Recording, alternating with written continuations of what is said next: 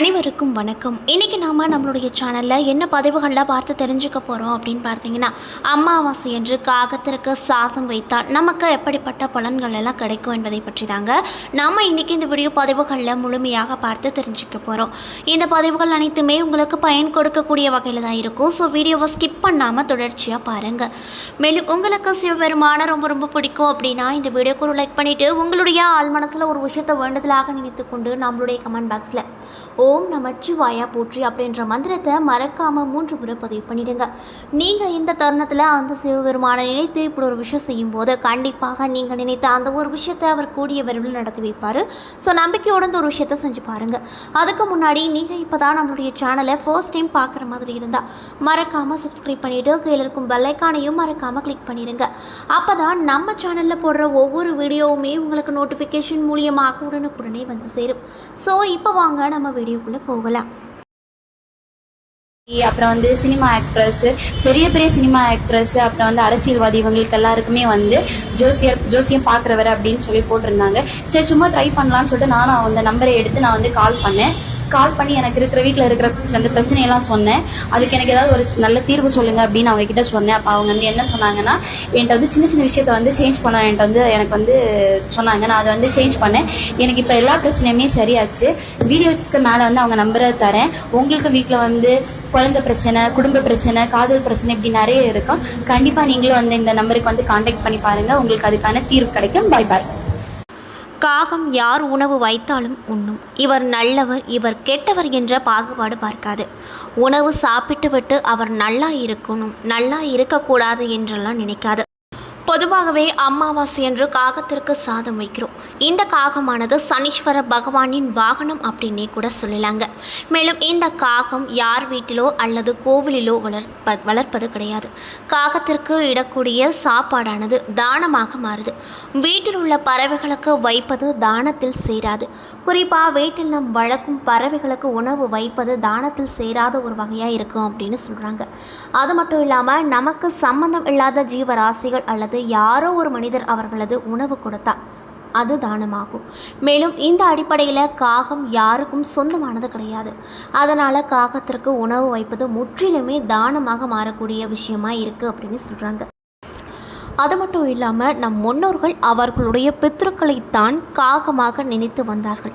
காகத்திற்கு உணவு வைத்து சாப்பிட்டு விட்டால் நம் முன்னோர்கள் சாப்பிட்டு விட்டார்கள் என்று மனதில் ஒரு நம்பிக்கை வளர்த்து இத்தனை வருடங்களாகவே கடைபிடித்து வருகிறோம். காகமானது எந்த உணவை உண்டாலும் எளிதில் செரிமானமாகிவிடும். இதே போல பசுவிற்கு கெட்டுப்போன உணவை வைத்தால் கூட ஒன்று ஆகாது. அதே போல காகம் மட்டும்தான் உண்ணாமல் தன்னுடைய குஞ்சுகளோடு உணவை உண்ணும். 100 மனிதர்களுக்கு சாப்பாடு போடுவதற்கு எல்லோரிடமும் பொருளாதாரம் கிடையாது. ஆனால் காகத்திற்கு உணவு அளிக்க முடியும். அதனால தான் நம் முன்னோர்கள் தினமும் காகத்திற்கு உணவு அளித்து வழக்கத்தினை கடைபிடித்தார்களா. குளிக்காமல் காகத்திற்கு உணவு வைக்கலாமா என்று அமாவாசை நாளை தவிர மற்ற அனைத்து நாட்களிலும் தாராளமாக நீங்க வைக்கலாம். காகம் போன்ற ஜீவராசிகளின் பசியை ஆற்றுவது தான் நமது நோக்கமே. குளிக்காமல் கூட வைக்கலாம். உணவை வைப்பதால் கிடைக்கும் புண்ணியம் உங்களை சேரும். ஆனால் அமாவாசை நாளில் விரதம் இருப்பவங்க கண்டிப்பாக குளித்துதான் காகத்திற்கு சாதம் வைக்க வேண்டும்.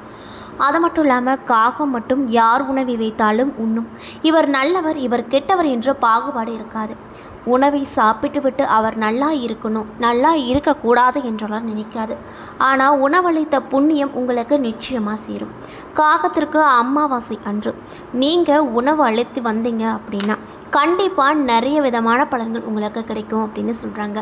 அது மட்டும் இல்லாமல் உங்களுடைய பித்ருக்கள் அப்படின்னு சொல்லக்கூடிய முன்னோர்களுடைய ஆசீர்வாதமும் உங்களுக்கு நிச்சயமாக கிடைக்கும். தினமும் காகத்திற்கு சாதம் வைக்க முடியும் அப்படின்னா வைக்கலாம், முடியலன்னா அப்படின்னா அமாவாசை என்றாவது வைக்கலாம். மேலும் நமக்கு அடுத்த பிறவியில் புண்ணியம் சேரும். எதனால் பார்த்தீங்கன்னா காகத்திற்கு சாதம் வைப்பதனால நமக்கு அடுத்த பிறவியில் புண்ணியம் சேரும் அப்படின்னு சொல்லப்படுது. அது மட்டும் இல்லாமல் நம்மளுடைய வாரிசுகளுக்கு அந்த புண்ணியமும் போய் சேரும். ஒரு ஜீவராசிக்கு உணவளித்து அதன் பசியை தீர்த்தால் அதற்கான புண்ணியம் கண்டிப்பான முறையில் நமக்கு கிடைக்கும் அப்படின்னு சொல்கிறாங்க. அது மட்டும் இல்லாமல் இது போன்ற மனிதர்களுக்கோ ஜீவராசிகளுக்கோ உணவளித்து அதன் பசியை போக்கினால் பாவங்கள் குறைந்து புண்ணியம் கிடைக்கும்.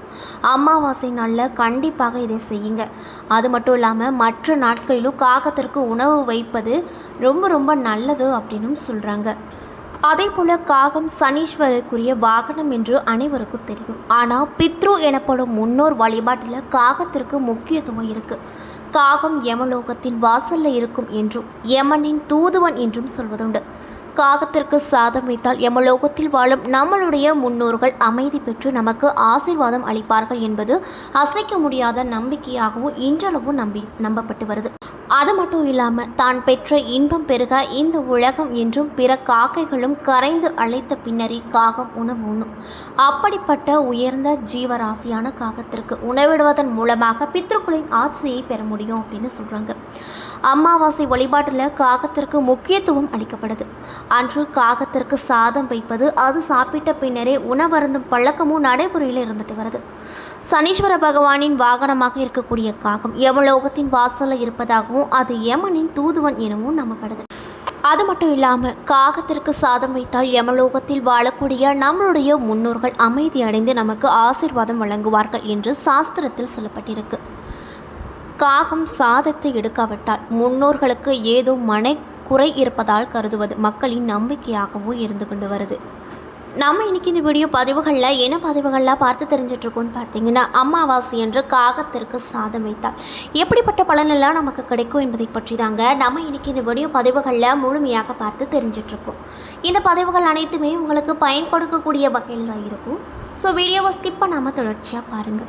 மேலும் உங்களுக்கு சிவபெருமான ரொம்ப பிடிக்கும் அப்படின்னா இந்த வீடியோக்கு ஒரு லைக் பண்ணிவிட்டு உங்களுடைய ஆள் மனசில் ஒரு விஷயத்தை வேண்டுதலாக நினைத்து கொண்டு நம்மளுடைய கமெண்ட் பாக்ஸில் ஓம் நமச்சிவாயா போற்றி அப்படின்ற மூலமந்திரத்தை மறக்காமல் 3 முறை பதிவு பண்ணுங்கள்.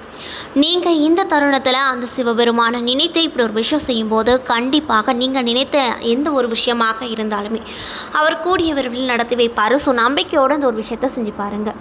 அதுக்கு முன்னாடி நீங்கள் இப்போ தான் நம்மளுடைய சேனலை ஃபர்ஸ்ட் டைம் பார்க்குற மாதிரி இருந்தால் மறக்காமல் சப்ஸ்கிரைப் பண்ணிவிட்டு கீழே இருக்கும் பெல் ஐகானையும் மறக்காமல் கிளிக் பண்ணுங்கள்.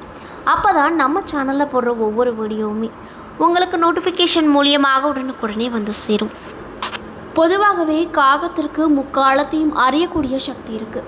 ஒரு குடும்பத்தில் நடக்கக்கூடிய நல்லது கெட்டதை முன்கூட்டியே அறியக்கூடிய சக்தி காகத்திற்கு இருக்குது அப்படின்னு சொல்லலாம். அப்படிப்பட்ட காகத்திற்கு உணவுகளை படைத்தால் நமக்கு நன்மைகள் நடக்கும் என்று நமது முன்னோர்கள் சொல்லியிருக்காங்க. அதே போல் காகத்திற்கு அமாவாசை என்று உணவு வைக்கும்போது அதனோடு தண்ணீரும் சேர்த்து வைத்தால் ரொம்ப நல்லது. அமாவாசை என்று மட்டும் எள் கலந்த சாதம் வைக்கலாம். மற்ற நாட்களில் தயிர் கலந்த சாதம் வைப்பது ரொம்ப சிறப்பானது அப்படின்னு சொல்கிறாங்க. சாதாரணமாக சாப்பாடு வைக்கும் பழக்கங்கள் இருக்கின்றவங்க காகம் சாப்பிடாமல் போவதை பெரிதாக எடுத்துக்கொள்ளாமல் அதற்கு பிடிக்கவில்லை போல என்று கடந்து சென்று விடுவார்கள். இதுவே பரிகாரத்திற்காகவோ அல்லது பித்ருகளுக்காகவோ உணவு வைப்பவர்கள் அதை சாப்பிடாமல் போனால் ஒரு நிமிடம் அப்படியே மனம் பெரும் குழப்பத்திற்கு போய்விடுவாங்க. எதனால் சாப்பிட போகவில்லை என்று குழப்பம், ஏதோ ஒன்று நம் தவறு செய்து விட்டோமோ என்ற பயமும் அவங்களுக்கு தோன்றிய வண்ணமாகவே இருக்கும். பித்ருக்களாக நாம் நினைக்கக்கூடிய காகம் நம் வைக்கும் உணவை எடுக்காமல் போகிறது என்றால் நம்மளுடைய முன்னோர்கள் நம் மீது அதிக கோபத்தில் இருக்கிறார்கள் என்று அர்த்தம். அதாவது நம் வழக்கமான முறையை நம்மளுடைய பித்ருக்களுக்கு திதி கொடுக்கிறோமா என்று யோசித்து பார்க்க வேண்டும். அதனால் கூட நம் மீது அவர்கள் கோபம் கொண்டிருக்கலாம். வீட்டில் இறந்து போன முன்னோர்களான பித்ருக்களுக்கு திதி கொடுப்பது என்பது ரொம்ப முக்கியமான ஒரு விஷயமா இருக்கு. இன்னும் சிலருக்கு முன்னோர்களின் இறந்த தேதியே தெரியாமல் இருக்கும். ஆனால் கூட சிலர் திதி கொடுக்காமலேயே இருப்பாங்க. இறந்த தேதி மறந்து போனாலும் கூட பரவாயில்லை. புரட்டாசி, தை, ஆடி அமாவாசை ஆகிய இந்த 3 அமாவாசை நாட்களிலும் பித்ருக்களை நினைத்து வழிபட்டு அவர்களுக்கு கொடுக்க வேண்டிய திதியை கொடுத்து விடுங்க. அப்படி நாம் திதி கொடுக்காத தவறினால் கூட காகம் வந்து நாம் வைக்கக்கூடிய சாதத்தை எடுக்காது அப்படின்னு சொல்லப்படுதுங்க. என்ன நண்பர்களே, இந்த வீடியோ பதிவுகளில் நாம் அமாவாசை அன்று காகத்திற்கு சாதம் வைத்தால் என்ன மாதிரியான பலன்கள் எல்லாம் கிடைக்கும் என்பதை பற்றி முழுமையாக நம்ம இன்னைக்கு இந்த வீடியோவில் பார்த்துருப்போங்க. இந்த பதிவுகள் அனைத்துமே உங்களுக்கு பயன் கொடுக்கக்கூடிய வகையில் தான் அமைஞ்சிருக்கும். ஸோ வீடியோ பிடிச்சிருந்தால் லைக் பண்ணுங்கள், ஷேர் பண்ணுங்கள். அது மட்டும் இல்லாமல் உங்களுக்கு சிவபெருமான ரொம்ப பிடிக்கும் அப்படின்னா இந்த வீடியோக்கு ஒரு லைக் பண்ணிவிட்டு உங்களுடைய ஆள் மனசில் ஒரு விஷயத்தை வேண்டுதலாக நினைத்து கொண்டு நம்மளுடைய கமெண்ட் பாக்ஸில் ஓம் நமச்சிவாயா போற்றி அப்படின்ற மூலமந்திரத்தை மறக்காமல் 3 முறை பதிவு பண்ணுங்கள். நீங்கள் இந்த தருணத்தில் அந்த சிவபெருமானை நினைத்து இப்படி ஒரு விஷயம் செய்யும்போது கண்டிப்பாக நீங்கள் நினைத்த விஷயங்கள் எதுவாக இருந்தாலுமே ஒரு கூடிய விரைவில் நடத்தி வைப்பார். நம்பிக்கையோடு இந்த ஒரு விஷயத்த செஞ்சு பாருங்கள். அதுக்கு முன்னாடி நீங்கள் இப்போ தான் நம்ம சேனலை ஃபர்ஸ்ட் டைம் பார்க்குற மாதிரி இருந்தால் மறக்காமல் சப்ஸ்கிரைப் பண்ணிவிட்டு கீழே இருக்கும் பெல் ஐக்கானையும் மறக்காமல் கிளிக் பண்ணிடுங்க. அப்போ தான் நம்ம சேனலில் போடுற ஒவ்வொரு வீடியோவுமே உங்களுக்கு நோட்டிஃபிகேஷன் மூலியமாக உடனுக்குடனே வந்து சேரும். நன்றி.